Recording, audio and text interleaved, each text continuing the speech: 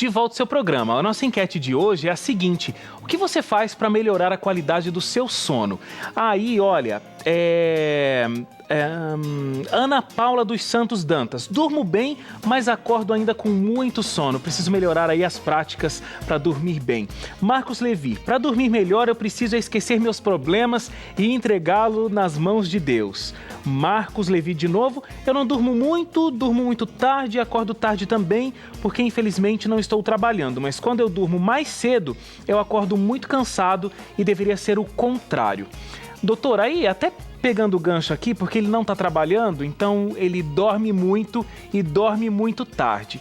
A minha pergunta no bloco anterior era sobre as pessoas que, não que dormem pouco, mas que dormem muito. Isso faz mal?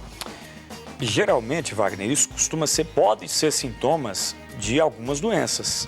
Então, provavelmente por conta da inversão do estilo de vida, dessas práticas que a gente já falou sobre o que pode comprometer a qualidade do sono, então isso pode ser sintoma, por exemplo, de uma doença chamada hipotireoidismo.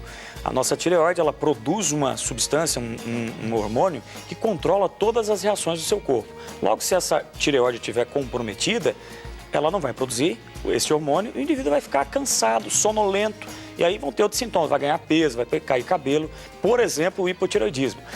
Se for isso acontecer com um indivíduo um pouco mais idoso, isso pode ser associado à sonolência, com perda de peso, isso pode ser uma síndrome paraneoplásica, né? Uma primeira síndrome que pode se apresentar no futuro como uma neoplasia. Não estou querendo dizer que todas as pessoas que dormem muito vão ter câncer ou que têm hipotireoidismo, mas geralmente procurando o seu médico discutindo, ele vai revisar seu estilo de vida e ver se você não está invertendo os horários, se alimentando na hora de dormir, estressando, enfim. Mas pode sim ser sintoma de doença e deve ser investigado.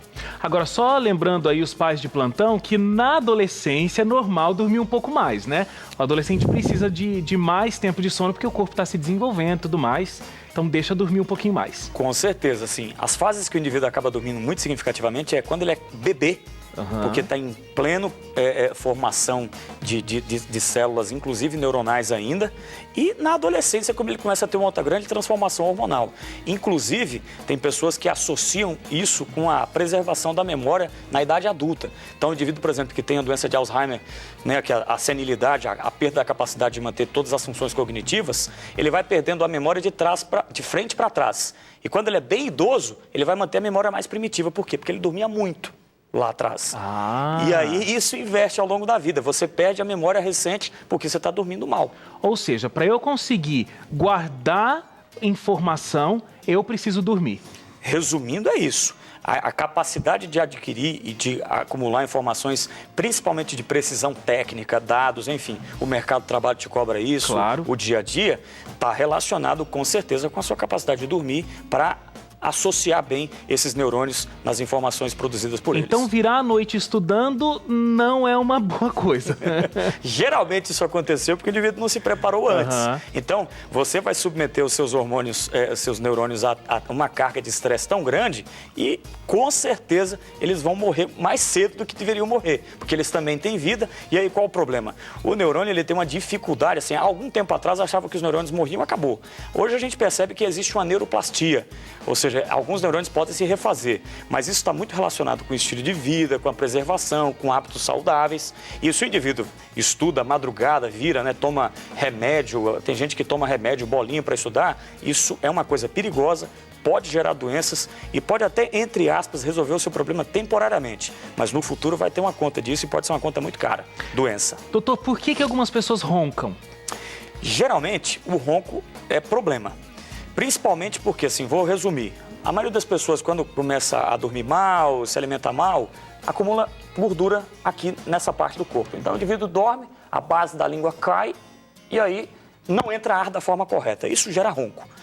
E quando gera ronco, tampou a passagem de ar, na hora que faltar o ar, ele acorda. Só que ele acorda, aí ele respira e volta a dormir de novo. Aí, no que está pegando no sono, a língua cai, ele está gordinho, ele acorda de novo. E Ou seja, o ronco atrapalha a qualidade do sono. Atrapalha a qualidade do sono e gera uma das doenças mais famosas, que é a apneia do sono, ou seja, não respirar durante o sono. Ou seja, você passa a noite inteira tentando dormir, não acorda totalmente e nem dorme totalmente. E isso gera problemas. Por exemplo, a hipertensão arterial, a pressão alta, que é a doença mais frequente que mata mais a partir dos 40 anos de idade.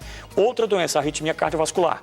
Entendeu? E existem alguns relatos que tem indivíduo que tem morte súbita por conta de ter apneia do sono. Indivíduo obeso que passa assim a vida inteira e não se preocupa, enfim, ronca, atrapalha a esposa de dormir, os amigos quando viaja. Claro. Esse indivíduo tem que tomar cuidado, que pode gerar um problema para ele, inclusive morte súbita.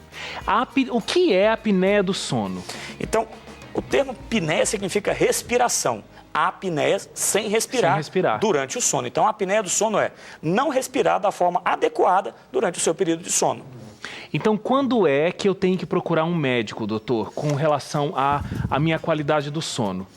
Se você estiver passando aquele dia, acordando com a sensação de que não descansou, não tem aquela energia vital para enfrentar o seu cotidiano, se você, de repente, ganhou peso, está hipertenso, diabético, ronca, né? As pessoas falam que você ronca e você percebe isso com certeza é uma indicação para procurar o médico. Geralmente, os especialistas que mais tratam isso ou são os neurologistas que fazem sono, um estudo famoso chamado polissonografia, que seria um exame diagnóstico, e o outro o pneumologista.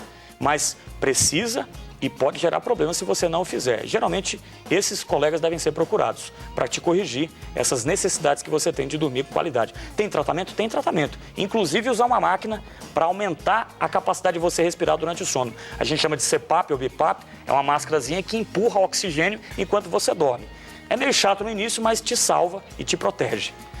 Olha, a gente tem um dado aqui que 33% da população brasileira sofre de apneia de sono. Ou seja, é um número significativo, né, doutor? É um cuidado aí que a gente realmente tem que ter. Esse dado, ele é proveniente de um estudo que o Instituto do Sono, que é a Universidade Federal de São Paulo, a Escola Paulista, onde eu fiz a minha residência médica. Então, existe um Instituto do Sono que trabalha muito com esses dados. Então, assim, percebeu que existe algum dos sintomas dessa questão da perda da qualidade de vida que a gente colocou, procure o médico. É importante tratar. Isso pode gerar problemas. Desde uma simples batedeira no peito que você não entende por que ela aparece, até a hipertensão, o infarto do miocárdio, ou, em última instância, como eu coloquei no início do programa, essa questão de você fazer com que a célula trabalhe mais do que ela deveria trabalhar, ela pode gerar uma neoplasia, um câncer. Estou sendo bem abrangente nesses sentidos.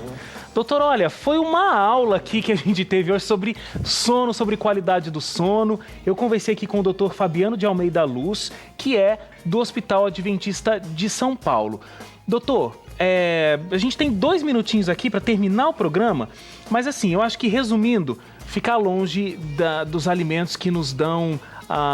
como é que chama? Os energéticos, né? Sim, os estimulantes do sistema nervoso central. Isso. Café, chá preto, Coca-Cola, refrigerantes à chamate. base de cola, chamate, exatamente.